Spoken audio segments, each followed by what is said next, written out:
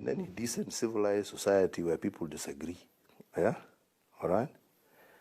The honorable thing that leaders do is to say, I disagree with the policies of this government, and therefore I wish to disassociate myself from them, and you tender your resignation. I wish this is what people would also do, you know?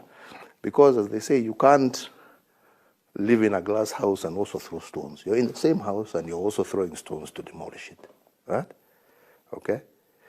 I have tried as much as possible to make sure that everything that we do, I keep everybody also within government involved, and even some of those people who are criticizing have been part and parcel. Yeah? And this is why I'm saying it's very unfortunate. Yeah? But like I want to reiterate, you know, I have an agenda that I was elected on, and that work must continue. And it would be really the honorable thing that if you are not happy with it, right, that you would actually, you know, step aside and allow those who want to move on, and then take your agenda to the people, which is what happens in any normal, you know, democracy, because you can't have your cake and eat it, yeah? You know, you can't on the one hand say, I'm not going, and because at the same time, I don't agree. You know, you've got to decide, because you must be principled in that endeavor. It is not my duty, nor is it my responsibility to tell people or to tell Kenyans how or where they should vote. But it is my duty to remind Kenyans that they need to look at who they vote for and why they are voting for that particular person. And like I'm saying, it is unfortunate that within and amongst us, there are those who will sacrifice interest over personal political agendas. And I believe these are the things that Kenyans need to look for. But at the end of the day, it is not for me to dictate to Kenyans who to elect. It is for Kenyans to decide what is in their best interest. And my hope and my prayer is that they would do that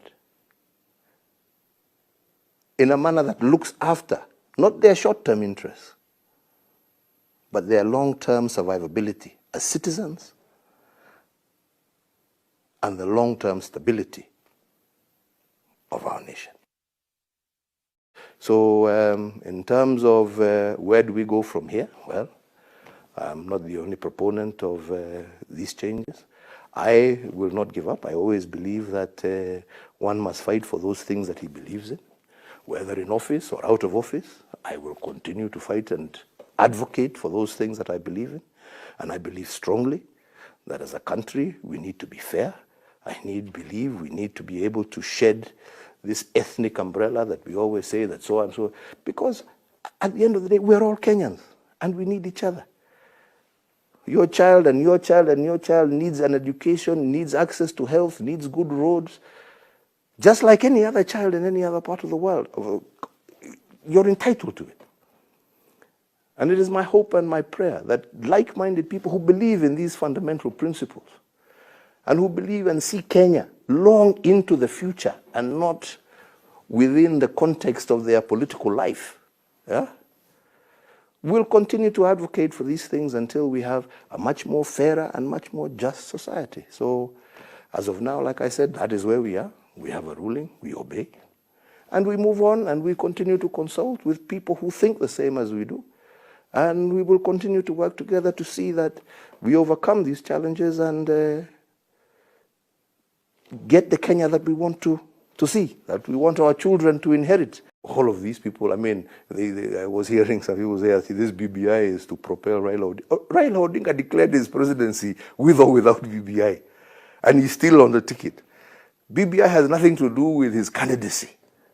BBI has nothing to do with Uhuru wanting to continue, because there is no clause in BBI that says that the incumbent president is going to continue for another 10 years.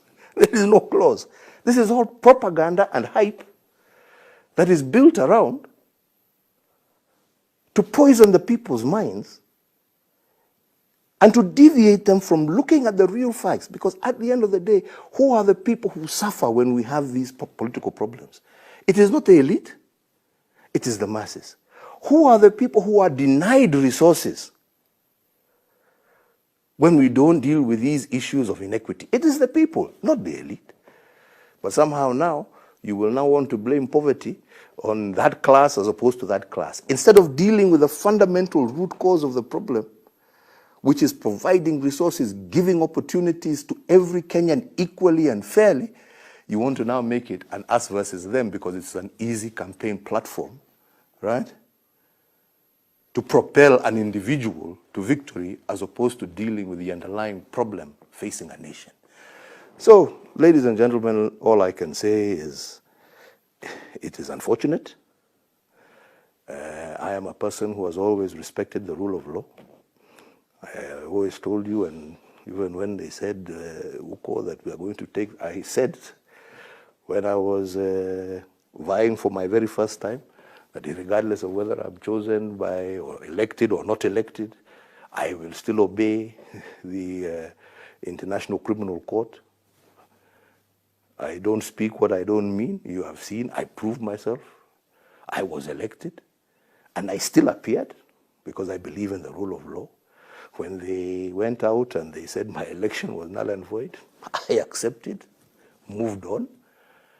And even this one, I will accept and move on.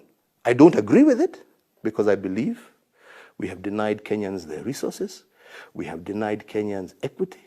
We have denied funds to go mashinani through the ward fund, which to me is actually a much more equitable way of ensuring mtoto wa mashinani ameweza kupata elimu ya university kuliko CDF. All right? So this is what Kenyans have lost. I, Uhuru, have not lost anything. Just the feeling of sadness that we could actually, for political reasons, deny our own people something that would have not only improved their lives and livelihoods, but made Kenya that much more a cohesive society. And it is most unfortunate, like I keep saying, that people have forgotten why we were looking at this, and for short-term political gain, have decided to deny Kenyans of what is legitimately in their interest. Because let me ask, one of the things that we used to talk about and we used to say, when you have a situation, if you go into our informal settlements and you go into a lot of these other areas, why do you have such tension? Why do you have such poverty? Then you get and you find out, because it is both about representation, but it is also about resources. Because when we introduced CDF, we also touched to the constituency. So when you have an honorable member of parliament receiving 100 million shillings and another one receiving 100 million shillings, one is distributing 100 million shillings to 50,000 people. Another is distributing 100 million shillings to 1 million people. Is that equity?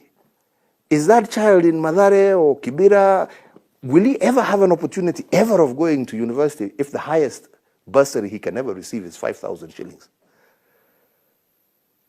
And we said, if we don't deal with some of these issues, people will consistently feel pent up. And that is why we said, let us actually focus ourselves on this. Let us do it. It was not about who was going to be president, who was not going to be president, Uhuru Kenyatta. How many times have I told you people, I am very grateful to the Almighty God and the people of Kenya for the opportunity they've given me. I am more than happy to serve out my term and finish my program. But I also believe that this is part of my agenda, to be able to bring people together and to be able to ensure that we have a peaceful, stable, united country. And that is why I was very keen on this. Unfortunately, the courts have ruled the way they have ruled, and I believe that they have been highly misguided in that process. Unfortunately, we have had politicians, like I'm saying, for short-term political gains, who have deviated from why we wanted the BBI to it being an issue of competition. And I don't know why, because all of these people, I mean, I was hearing some people say, this BBI is to propel Raila Odinga. Raila Odinga declared his presidency with or without BBI, and he's still on the ticket. BBI has nothing to do with his candidacy. BBI has nothing to do with Uhuru wanting to continue, because there is no clause in BBI that says that the incumbent president is going to continue for another 10 years. There is no clause. This is all propaganda and hype that is built around to poison the people's minds